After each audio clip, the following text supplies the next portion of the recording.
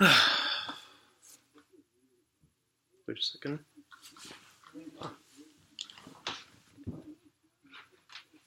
That's better. What's up, everyone?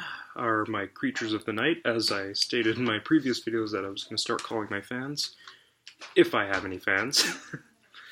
I'd like to welcome you to this video, and this topic we're going to discuss not really much of an angry thing to discuss. It's rather more of an intelligent discussion, I guess you can say, regarding music in general. This video is going to be the top 5 misconceptions about current music, or modern music, I guess you can say. No specific genre in general. We're going to be talking about just the industry in general. Sorry if you guys hear any noise. I'm currently in the basement of my house right now, and you can hear people walking around upstairs every now and then. I'm going to try and talk a little bit louder, get a little closer to the camera. So let's just jump into things here. Let's start at number 5.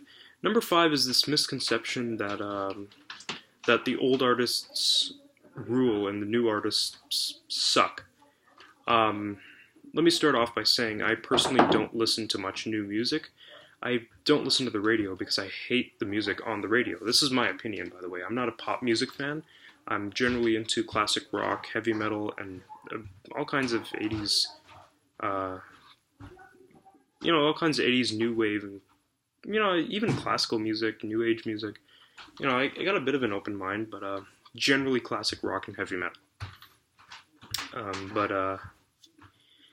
Yeah, I've heard people say that all artists back in the 60s, 70s, 80s, or whatever were good, and all current artists who are doing music absolutely suck. This is simply not true. It is partially true, but simply the statement that you're making when you say that is false. To be honest, it's always been like this. When I do this, I mean that we've always had an equal amount of good artists and bad artists. Even going back in the 60s. Really think about it. Would you rather listen to The Doors and Jimi Hendrix, or would you rather listen to the Monkees or the Mamas and Papas? Not hating on any Monkees fans or Mamas and Papas fans, but think about it for a second there. What do you remember the 60s for? Even in the 80s, on the radio, people, when they talk about the 80s, a lot of fans talk about bands like good bands, Depeche Mode, The Cure. What are some other ones?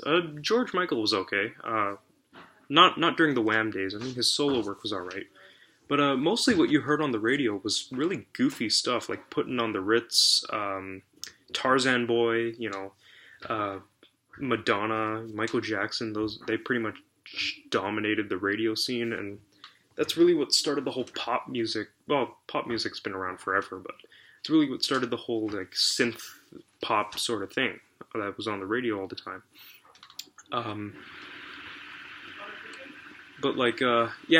So we've always had we've always had the same stuff being played on the radio. Nowadays, all you hear on the radio, I don't know, all you hear on the radio is the same top 40 songs. I don't know exactly what they are. But even back then, on the radio, all you really heard was stuff like Michael Jackson and Madonna and maybe some Run DMC, hip-hop, that kind of stuff. You never really heard Metallica, you never heard Depeche Mode, you never heard any of that stuff. Metallica not until the 90s, at least, but, yeah, and even now, a lot of people hate on pop music. I personally hate on pop music just because it's not really my thing. But, there is still, people always assume that all of the music out there today just sucks. But they haven't heard all of it. That's the thing. They haven't actually taken the time to listen to all of the music that this world has to offer. You can go on the internet and find better stuff than you hear on the radio. The metal scene is definitely huge, especially this year. We've got 3 out of the big 4 who've got music coming out. We've got Megadeth, Slayer, Anthrax. They've all got stuff coming out that's still pretty good. Even some newer metal artists. When I say new, I don't mean this past year. I mean recent maybe 10 years or so. Bands like Enslaved, who've been around a little longer, I think. But yeah, I mean, there's like, even in the hip hop scene. I don't listen to much hip hop myself, but what I know is that a lot of people I know that are hip hop fans don't really listen to the hip hop that's on the radio. They listen to more of a lot of people talk about this one guy, Earl Sweatshirt, I think.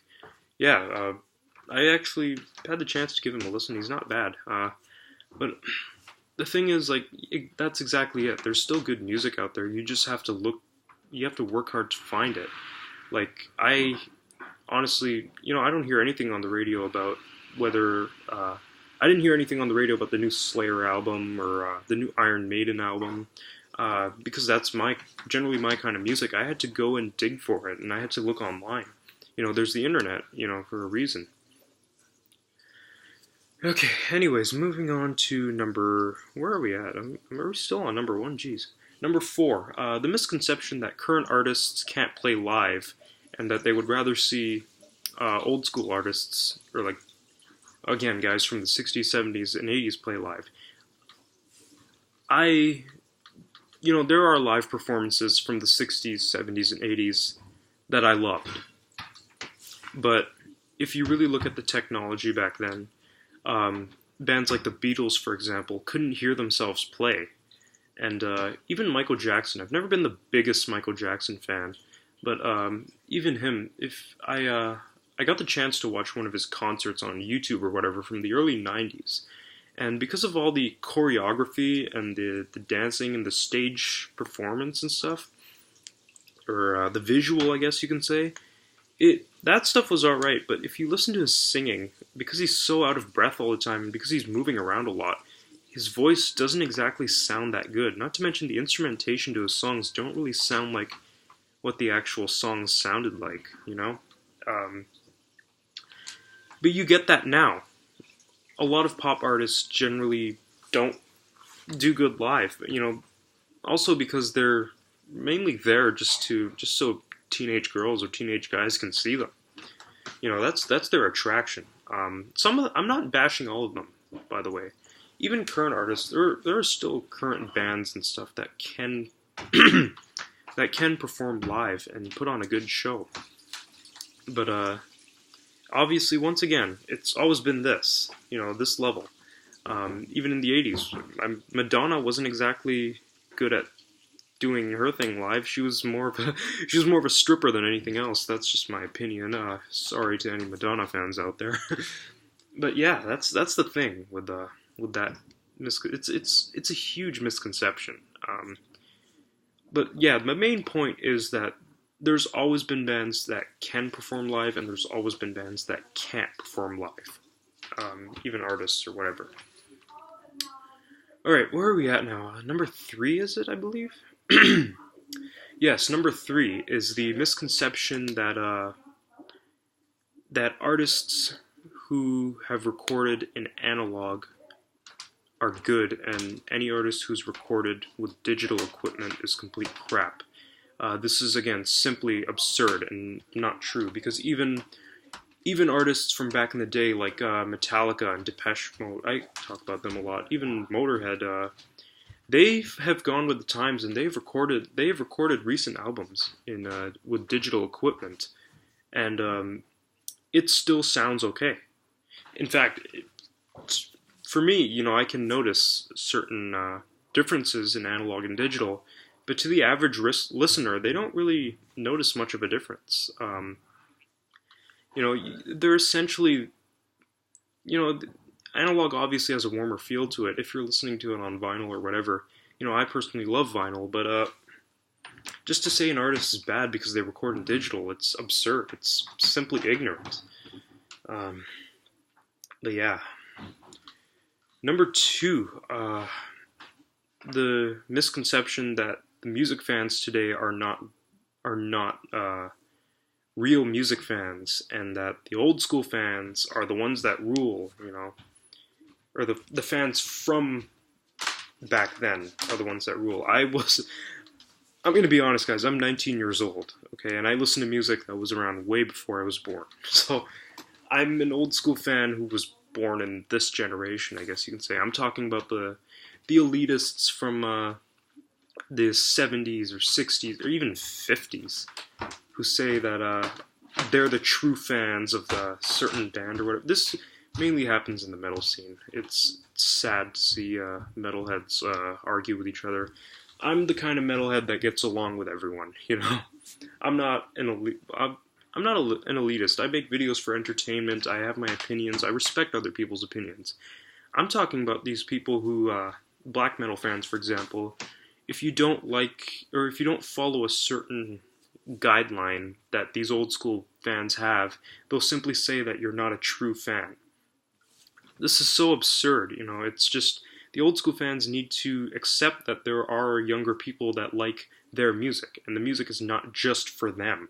You know, it's just again, it mostly happens in the rock and metal scene. Now, what I don't like is kids who are wearing band shirts or whatever of a band that they have simply never heard of. I want to tell you guys a story. So, as you guys can tell, I'm a huge Metallica fan. So I once saw a girl wearing a Metallica shirt, and I don't see this very often anymore. So I said, "Oh, cool. Oh, you like Metallica? I happen to be wearing this shirt at the same time." So I'm like, "Oh, you like Metallica? Oh, what's your favorite album or track?" She said, "Rock and Roll All Night and Party Every Day."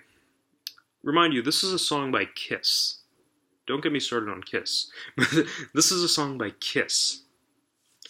And I brushed it off. I said, "Well, do you know any other song?" She's like, "No." So she's wearing a Metallica shirt, and she thinks a Kiss song is a Metallica song, and she's never actually heard anything by Metallica.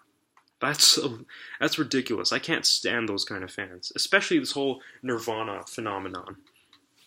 I totally dig people who actually like Nirvana, but the fact that it's become such a clothing brand for teenage girls or whatever, it's ridiculous, you know. Just at least listen to the freaking band if you want to wear their shirts. Like, you know, you're gonna look like a fool in front of actual fans. And by actual fans, I mean people who actually listen to the music. I'm not talking about those purists or elitists, you know. Anyways, number one, this is a huge misconception. The misconception that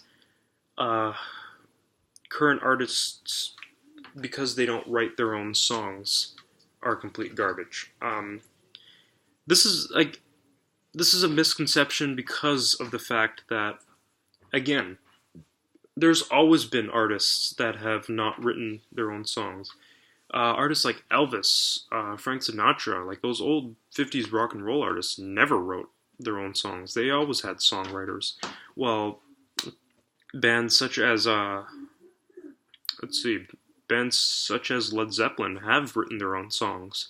You know, like, it's always been a mix. Even now, there are artists, bands especially in the rock and metal scene that, you know, one of the band members does write their own music, you know, and obviously it's always been with pop music. Pop artists, a lot of them just generally don't write their own songs, you know, but that's been around forever.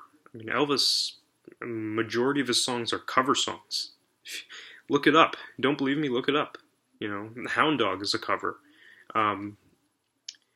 Yeah, but again, it's always been a mix, and this is a common misconception.